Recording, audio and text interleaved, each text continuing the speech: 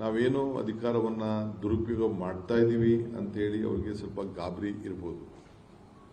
ನಮ್ಮ ಇಚ್ಛೆ ಪ್ರತಿಯೊಬ್ಬರು ಕೂಡ ಈ ರಾಜ್ಯದಲ್ಲಿ ಯಾರು ಬದುಕಿದ್ದಾನೆ, ಯಾರು ಉಸಿರಾಡ್ತಾ ಇದ್ದಾನೆ, ಯಾರು ಆತ ವಾಸವಾಗಿದ್ದಾನೆ, ಯಾವ ಅವನ ಬದುಕಿಗೆ ಇರೋಂಥ ಜಾತಿ ವ್ಯವಸ್ಥೆ ಪತ್ರ ಪ್ರಮಾಣ ಪತ್ರಗಳು ಏನಿದೆ ಅವನ್ನೆಲ್ಲ ಕೊಡಬೇಕಾದ್ದು, ಸಹಕಾರಿಯಾಗಬೇಕಾದ್ದು ಒಂದು ಸರ್ಕಾರದ ಒಂದು ಕರ್ತವ್ಯ.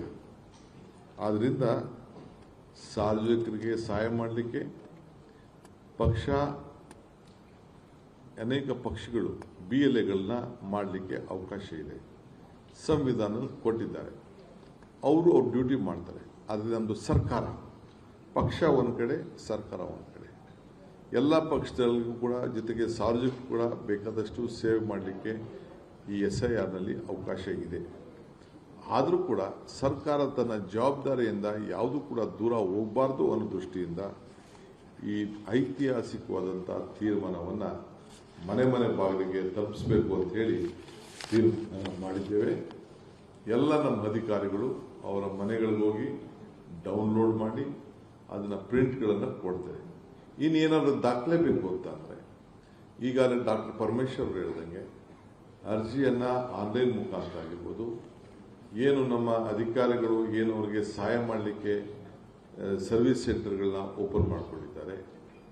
ಇನ್ನೊಂದು ಪಂಚಾಯತಿ ಮಟ್ಟದಲ್ಲಿರ್ಬೋದು, ಬೇರೆ ಬೇರೆ ಜಾಗದಲ್ಲಿ ಅವರು ಏನು ಒಂದು what you call for that Bapuji Seva Kendra, ಫೆಸಿಲೇಷನ್ centre ಅದನ್ನು ಏನು ನಾವು ಸ್ಥಾಪನೆ ಮಾಡಿದ್ದೇವೆ. ಬಾಪೂಜಿ ಸೇವಾ ಕೇಂದ್ರ ಇರ್ಬೋದು, ವಿವಿಧ ಸರ್ಕಾರದ ಆನ್ಲೈನ್ ವ್ಯವಸ್ಥೆ ಇರ್ಬೋದು, ಮತ್ತು ಅವರೇ ವೈಯಕ್ತಿಕವಾಗಿ ವಿದ್ಯಾವಂತರು, ಬುದ್ಧಿವಂತರು, ಪ್ರಜ್ಞಾವಂತರು ಹುಡುಗರುಗಳನ್ನ ಇಟ್ಕೊಂಡು ಅವರೇ ಡೌನ್ಲೋಡ್ ಮಾಡ್ಕೊಳ್ಳಿಕ್ಕೆ, ಅವರೇ ಅರ್ಜಿ ಹಾಕ್ಲಿಕ್ಕೆ ಕೂಡ ಈ ಅವಕಾಶವನ್ನು ಕಲ್ಪಿಸಿಕೊಟ್ಟಿದೆ.